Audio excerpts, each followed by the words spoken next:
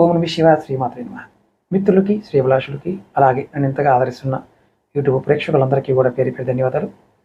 మిత్రులారా, మీ అందరికీ పరాదేవత ఎల్లవెల్లా మీతో ఉండి మీ మనోవాంఛ నెరవేర్చాలని మనస్ఫూర్తిగా కోరుకుంటున్నాను. మీ అందరికీ కనుమ పండగ శుభాకాంక్షలు. ఇప్పుడు చాలామంది చుట్టాలు వస్తారు, వెళ్తూ ఉంటారు. మీ ఇంటి మీద ఇతరులు కళ్ళు పడ్డాయనుకోండి, ఇంటికి దిష్టి తగులుతుంది. ఆ దిష్టి పోవడానికి ఉపాయం చెప్తాను.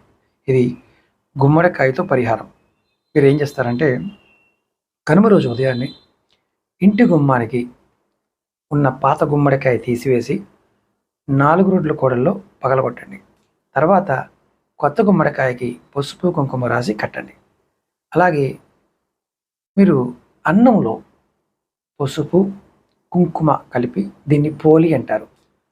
ఇంటి చుట్టూ పొలాల చుట్టూ చల్లుతూ ఉంటారు. ఇది చేసిన వారు ఎవరైనా ఉంటే ఖచ్చితంగా కామెంట్ చేయండి. ఇది కనుమ రోజు చేస్తారు. దీనివల్ల క్షుద్ర శక్తులు లేదా నకారాత్మక శక్తుల నుంచి ఇంటికి రక్షణ కలుగుతుంది, పొలాల్లో కూడా రక్షణ కలుగుతుంది. అలాగే దిష్టి కొబ్బరికాయ పరిహారం కూడా చెప్తారు. ఇది తీవ్రమైన దోషాలకు చేసుకోవాలి.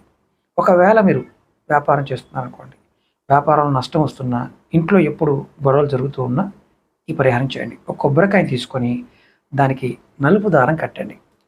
ఇంటి ప్రధాన ద్వారం వద్ద నిలబడి ఇంటి లోపల నుండి బయట వరకు దిష్టి తీసేట్లు 3 సార్లు తిప్పండి. అంటే లోపలికి గుమ్మం లోపలికి చేపెట్టి ఇలా తిప్పండి.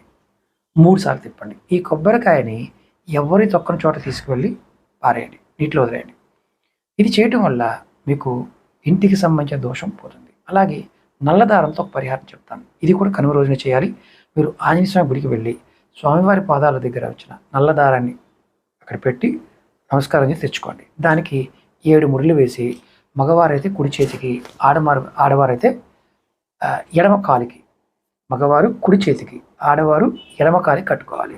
ఇది రాబోయే ఏడాది పొడవునా మీకు దృష్టికి కవచంలా పనిచేస్తుంది. అంటే మీ మీద దిష్టి తగలకుండా చేస్తుంది. ఇవన్నీ కూడా కనుమ రోజు సాయంత్రం ఈ పరిహారం చేస్తే చాలా అద్భుతంగా ఉంటుంది. అలాగే కనుమ రోజు సాయంత్రం పూట మీ ఇంట్లో సాంబ్రాణి ధూపం వేయడం మర్చిపోకండి.